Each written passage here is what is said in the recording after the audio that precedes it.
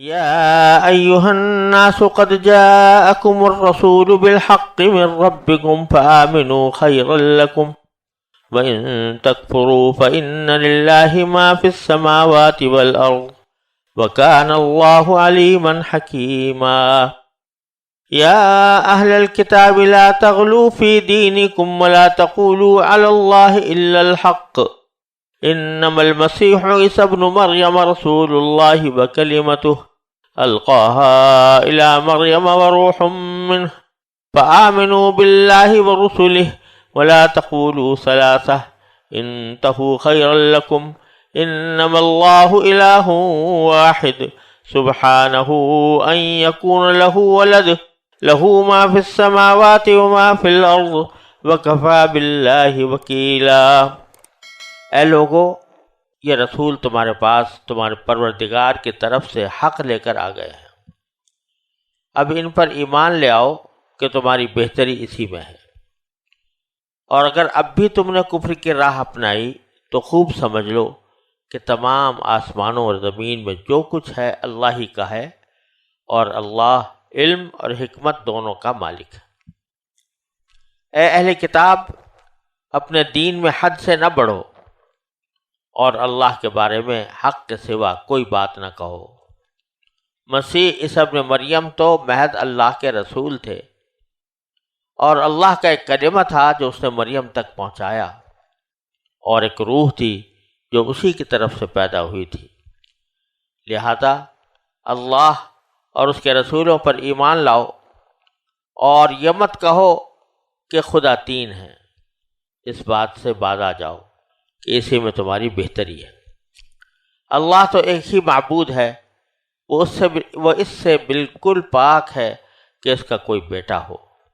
آسمانوں اور زمین میں جو کچھ ہے اسی کا ہے، اور سب کی دیکھ بھال کے لیے اللہ کافی ہے. پچھلی آیتوں میں اللہ تبارک و تعالی نے منافقین کا ذکر کیا تھا اور ایسے اہل کتاب کا ذکر کیا تھا جو اپنے دین میں انہوں نے تحریف کر ڈالی تھی، اور ان کا انجام بھی بتایا تھا. اب یہ ساری باتیں کرنے کے بعد اللہ تبارک و تعالیٰ تمام انسانوں کو دعوت دے رہے ہیں کہ وہ دین حق کو قبول کریں. تو فرمایا یا ایھا الناس، یہ خطاب سارے انسانیت کو ہے کہ اے لوگو، قد جاءکم الرسول بالحق، کہ تمہارے پاس پیغمبر آ گئے ہیں. اور پیغمبر سے یہاں مراد حضور نبی کریم سرورت عالم سیدنا محمد المصطفیٰ صلی اللہ علیہ وسلم ہے. وہ تشریف لے آئے ہیں، حق بات لے کر آئے ہیں. من ربکم، تمہارے پروردگار کی طرف سے حق بات لے کر آئے. فآمنوا، لہذا ایمان لاؤ. خیر لکم، یہی تمہارے لیے بہتری کا راستہ ہے. اور اگر تم نے اس کے برعکس کفر کا رویہ اختیار کیا، چنانچہ فرمایا وَإِن تَكْفُرُوا، اگر تم نے کفر کے راہ اپنائی تو پھر تم اللہ تعالیٰ کو کوئی نقصان نہیں پہنچا سکتے. اللہ تعالیٰ اس بات سے بے نیاز ہے کہ کوئی اس پر ایمان لاتا ہے یا انکار کرتا ہے، اس کے بھیجے ہوئے دین کی پیروی کرتا ہے یا اس سے فرار اختیار کرتا ہے، کیونکہ اللہ تعالیٰ کے لیے ہے جو کچھ آسمانوں میں ہے اور زمین میں ہے. فَإِنَّ لِلَّهِ مَا فِي السَّمَاوَاتِ وَالْأَرْضِ، زمین و آسمان کی تمام مخلوقات اسی کی ملک ہیں، اس کی پیدا کی ہوئی بھی ہیں اور اس کی ملک بھی ہیں. تو اسے کسی کی حاجت نہیں ہے، کسی کے ماننے کی نہ ماننے کی حاجت نہیں ہے. اس طرح اشارہ ہے کہ اصل میں اگر دیکھو تو پوری کائنات میں اگر انسان کی حیثیت دیکھی جائے پوری کائنات میں، تو پوری کائنات کا وہ کروڑواں حصہ بھی نہیں ہے. ساری آسمان، زمین، سیارے، ستارے، سمندر کی مخلوقات، جانور، ان سب کو اگر شمار کرو تو انسان کی حیثیت اس میں کتنی ہے؟ انسان کی اس کی کوئی نسبت ہی نہیں ہے، کروڑوں درجے بھی نسبت نہیں، کروڑواں درجہ بھی نہیں پہنچتا. تو اگر یہ سارے انسان مل کر بھی اللہ تعالیٰ کے باغی ہو جائیں، اعوذ باللہ، سب اللہ تعالیٰ کے باغی ہو جائیں، پوری کائنات تو اس کی تسبیح کے زمزمے گا رہی ہے. وَإِن مِّن شَيْءٍ إِلَّا يُسَبِّحُ بِحَمْدِهِ وَلَٰكِن لَّا تَفْقَهُونَ تَسْبِيحَهُ.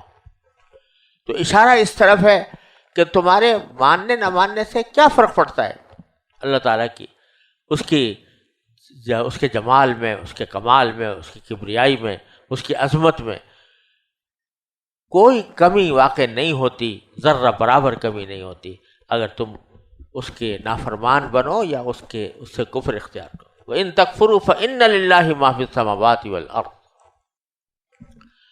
اور پھر یہ کہ ایسا نہیں ہے کہ تم اپنے کفر کو اس سے چھپا سکو گے.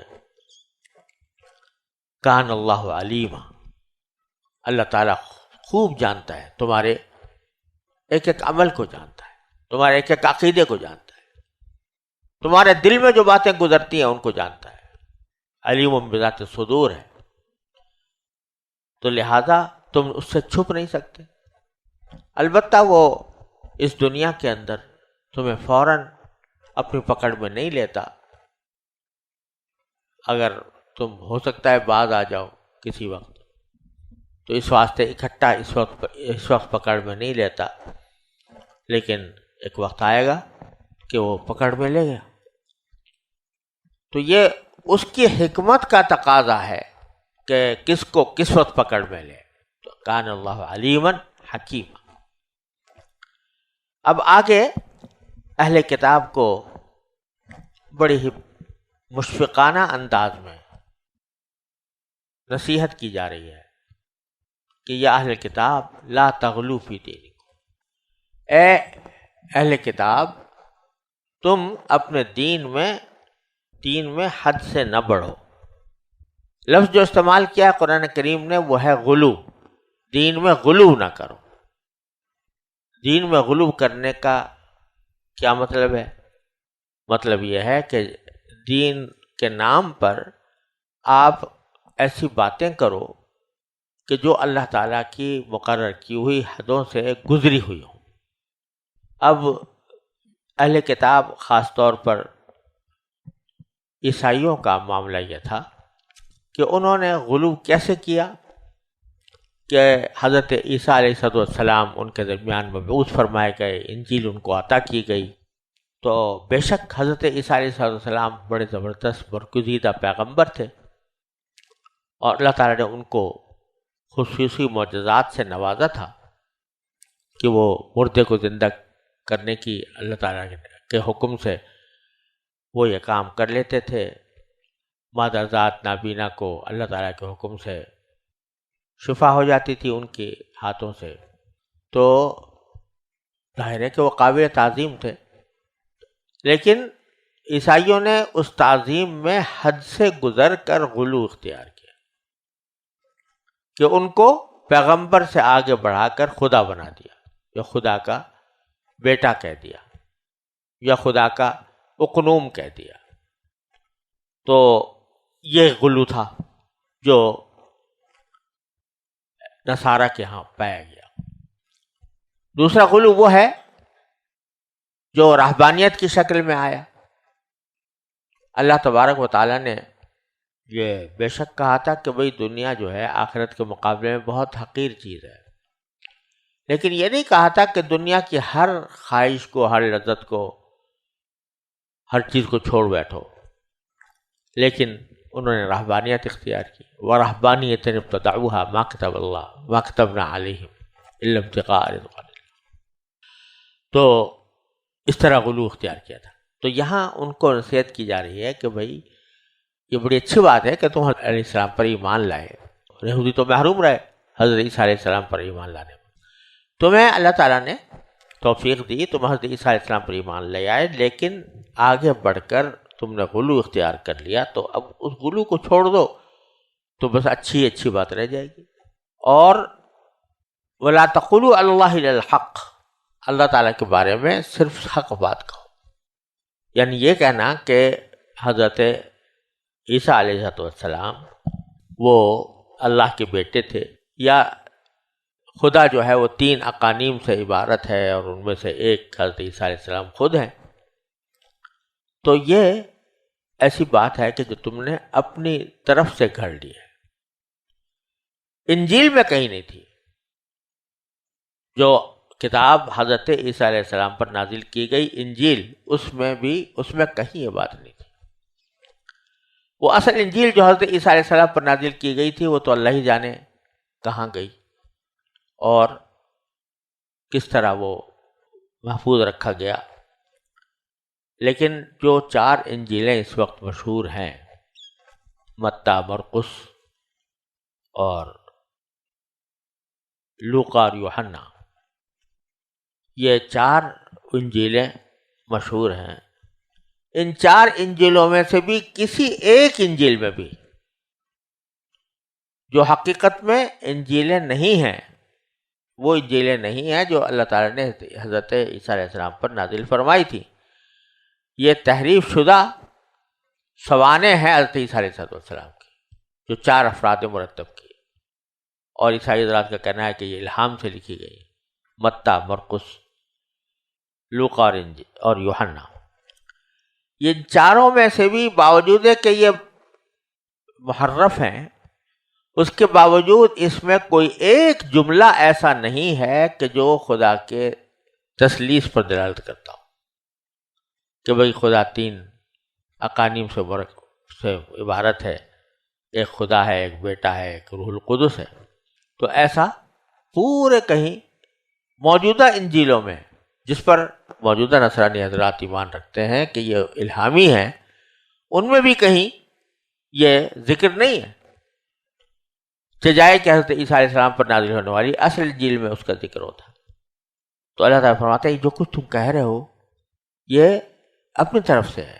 یہ اصل میں حقیقت پولس جو شخص آیا تھا، اس نے یہ سارا عقیدہ ایجاد کیا اور اس کو پھر اب لوگوں پہ پھیلانے کی کوشش کی، لیکن انجیلوں میں کہیں نہیں کہ بھئی خدا 3 ہے، یا ایک خدا ہے، ایک بیٹا ہے، ایک روح القدس ہے، ان تینوں سے خدا مرکب ہے۔ تو اس لیے فرمایا وَلَا تَقُولُوا عَلَى اللَّهِ إِلَّا الْحَقَّ إِنَّمَا الْمَسِيحُ عِيسَىٰ ابْنُ مَرْيَمَ رَسُولُ اللَّهِ وَكَلِمَتُهُ۔ مسیح عیسیٰ ابن مریم تو اللہ کے رسول تھے اور اللہ کا کلمہ تھے۔ اللہ کا کلمہ ہونے کا معنی یہ ہے کہ دنیا کے دوسرے انسانوں کے برعکس جو ماں باپ کے اتصال سے پیدا ہو، حضرت عیسیٰ علیہ السلام کو اللہ تعالیٰ نے کسی باپ کے بغیر محض اپنے کلمہ کن سے پیدا کیا تھا۔ جیسا کہ قرآن کریم میں کئی جگہ فرمایا کہ ہم جب کسی چیز کا ارادہ کرتے ہیں تو کہتے ہیں کن، یعنی ہو جا، فیکون، وہ ہو جاتی۔ تو حضرت عیسیٰ علیہ السلام کو بھی اللہ تعالیٰ نے اپنے کلمہ کن سے پیدا کیا، اس واسطے ان کو کلمہ کہا جاتا ہے، کلمۃ اللہ۔ اور اسی سے شاید عیسائی حضرات کو یہ مغالطہ لگا کہ جب کلمۃ اللہ کہا گیا تو کلام تو صفت ہے اللہ تعالیٰ کی اور صفت قدیمہ ہے، تو جب حضرت مسیح علیہ السلام کو صفت کلام، اللہ کی صفت کلام قرار تو گویا ان کو بھی ازلی، ان کا وجود بھی ازلی مانا گیا، کیونکہ صفات باری تعالیٰ ازلی ہے۔ لیکن حقیقت یہ ہے کہ یہاں باری تعالیٰ کی صفت کلام بحیثیت صفت کلام کے مراد نہیں، بلکہ اس کلمہ کا ذکر ہے، ورنہ کلام اللہ کہتے ہیں اللہ تعالیٰ، لیکن کلمہ کا ذکر ہے، جو کلمہ اللہ تعالیٰ نے ان کو پیدا کرنے کے لیے ارشاد فرمایا کہ کن، اس کی طرف اشارہ ہے، اس کو لے جانا کہ وہ صفت کلام ہے۔ صفت کلام کا نتیجہ یہ ہے کہ وہ عیسیٰ علیہ السلام بھی قدیم ہیں اور ازلی ہیں اور وہ خدا کا وہ قنوم ہیں، یہ بالکل غلط بات ہے۔ اور پھر فرمایا کہ یہ کلمہ ایسا تھا کہ القاہا الی مریم، کہ اللہ تعالیٰ نے یہ کلمہ جو ہے یہ پہنچا دیا تھا مریم علیہ السلام، کہ ان سے کہا کہ کن، پیدا کر دو، پیدا ہو گئے۔ وروح منہ، اور عیسیٰ علیہ السلام اللہ تعالیٰ ہی کی طرف سے پیدا کی گئی ایک روح تھی جو اسی کی طرف سے آئی تھی، اللہ تعالیٰ کی طرف سے آئی تھی. یعنی عام ارواح جو ہیں وہ جسم کے اندر آتی ہیں باپ کے واسطے سے، ماں اور باپ کے ملاپ سے پیدا ہوتی ہے. لیکن یہ روح ایسی تھی کہ جو اللہ تعالیٰ نے براہ راست اپنے کلمہ کن کے ذریعے حضرت مریم کے جسم سے پیدا فرمائی اور دنیا کو ایک معجزہ دکھلایا. فآمنوا باللہ ورسولہ، لہذا اللہ پر بھی ایمان لاؤ اور اس کے رسولوں پر بھی ایمان لاؤ. ولا تقولوا ثلاثہ، اور یہ نہ کہو کہ تین ہے. یہ عجیب و غریب معاملہ ہے کہ عیسائی حضرات ہیں وہ تثلیث فی التوحید اور توحید فی التثلیث کے قائل. کیا معنی؟ کہتے ہیں خدا ایک ہے مگر تین ہے، اور تین ہے مگر ایک ہے. اب ایک صورت تو یہ ہوتی ہے کہ آدمی کسی چیز کے تین ہونے کی اس طرح تعبیر کرے کہ یہ ایک چیز، یہ دوسری چیز، یہ تیسری چیز، کیا تینوں الگ الگ ہیں. تو جب عیسائی حضرات کہتے ہیں کہ خدا اور اس کا بیٹا اور روح القدس، تو یہ نہیں کہتے کہ یہ تین الگ الگ چیزیں ہیں، کہتے ہیں کہ یہ ایک ہی ہے. اب ایک تین چیزوں کے ایک ہونے کا جو مفہوم ہماری اور انسان کی سمجھ میں آتا ہے وہ یہ ہے کہ تین چیزیں ایک اس وقت ہو سکتی ہیں جبکہ ان کو یہ کہا جائے کہ یہ تین اجزاء سے مرکب. تو کہتے ہیں کہ بھئی یہ تین جو ہے وہ ایک مجموعے کی صورت میں ایک بن گئے ہیں، اجزاء سے مرکب ہے. عیسائی حضرات یہ بھی نہیں مانتے، یعنی وہ خدا اور بیٹا اور روح القدس ان کو اجزاء نہیں مانتے خدا کے، کہ خدا کے جز ہیں. تو تین ہونے کے جو معقول راستے ہیں وہ دو ہی ہو سکتے ہیں. یا تو یہ کہ یہ کہا جائے کہ ہر ایک ان میں سے ایک مستقل وجود رکھتا ہے، اس لیے تین وجود ہیں. یا پھر یہ کہا جائے کہ ہر ایک ان میں سے جز ہے اور کل ان کا مرکب ہے، یہ کہا جائے. عیسائی حضرات دونوں باتیں نہیں مانتے، نہ مرکب مانتے ہیں اللہ تعالیٰ کو اور نہ متعدد مانتے ہیں. وہ کہتے ہیں کہ تین ایک ہے اور ایک تین ہے. اب یہ کس طرح ہے، اس کی کوئی عقلی توجیہ کیا ہے، کس طرح ہو سکتا ہے کہ تین چیزیں کو ایک قرار دیا جائے؟ اس کی کوئی قابل فہم کوئی تعبیر وہ حضرات نہیں کر پائے. اور بعض لوگوں نے جو کوشش کی ہے وہ اس کو ثابت کرنے کی، وہ در حقیقت ناکام رہے. تو وہ کہتے ہیں کہ اس طرح ہے کہ جیسے